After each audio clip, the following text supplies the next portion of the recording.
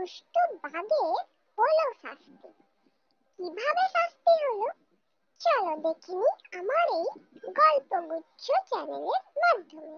আমি মধুমিতা নন্দী। এক জঙ্গলের এক গুহায় একটা দুষ্ট বাঘ।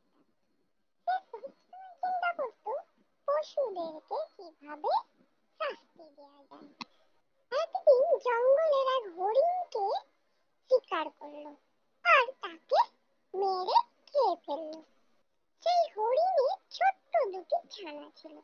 তারা শিয়ালের কাছে গিয়ে সব বলল।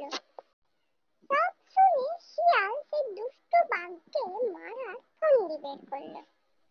শিয়াল বাঘের গুহায় গেল, গিয়ে বাঘকে নেমন্তন্ন করলো তার বাড়িতে যাওয়ার জন্য।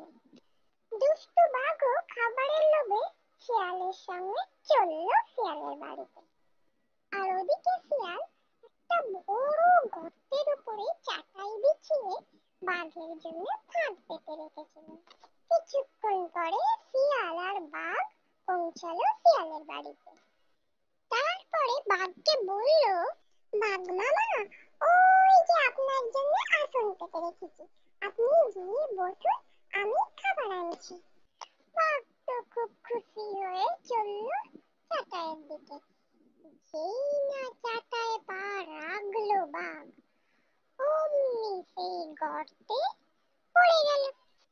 সেই গর্তে পড়ে গিয়ে গর্ত থেকে আর বেরোতে পারল না, আর ওখানে মারা গেল। আর বনের পশুরা সবাই খুব খুশি হলো। তো বন্ধুরা, আমার ভিডিওটি যদি ভালো লাগে তোমরা অবশ্যই লাইক করো, কমেন্ট করো আর তোমার বন্ধুদের মধ্যে অনেক অনেক শেয়ার করো। আর হ্যাঁ, অবশ্যই আমার চ্যানেলটাকে সাবস্ক্রাইব করতে ভুলবে না। তোমরা ভালো থেকো, সুস্থ থেকো। আজকের জন্য বাই বাই।